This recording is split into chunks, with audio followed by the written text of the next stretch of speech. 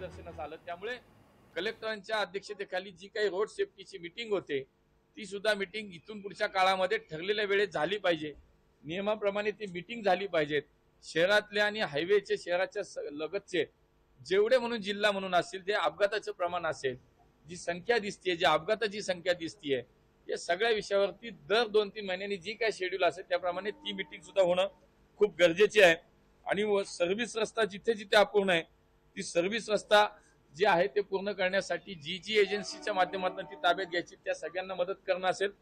वडगावचा पूल जो रुंद केला जातोय तो ताबडतोब लवकरात लवकर तो पूर्ण करण्याचं काम हे NHAIने आज त्यांनाही सांगितलं की ते ताबडतोब ते काम पूर्ण करा, कारण तो पूल रुंद झाला पाहिजे। अशा अनेक प्रकारच्या सूचना ह्या आजच्या या बैठकीमध्ये झाल्या। याच्यामध्ये नुसतीच बैठक नाही तर पुन्हा बैठक नाही, आजच्या बैठकीचे मिनिट्स तयार होतील। आजच्या बैठकीमध्ये जी कामं ठरली त्याची जबाबदारी प्रत्येक एजन्सी जी आहे ती निश्चित केली जाईल।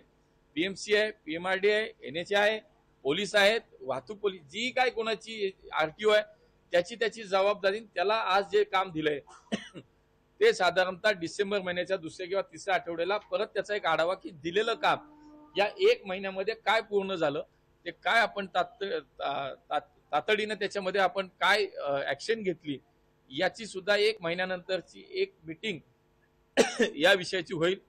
मी म्हणाल तसं परमनंट सोल्युशनच्या दृष्टीने एक जांभूळवाडी ते वारजे हा एक रिंग रोडचा विषय आणि उन्नत कॉरिडॉरचा विषय, हे 2 भविष्यातले कायमस्वरूपी याच्यावरचा एक मार्ग काढण्यासाठीचे जे विषय आहेत तो विषय निश्चितपणे त्याचाही चर्चा झाली, त्याच्यावरती पुढच्या काळामध्ये काम करता येईल। अण्णा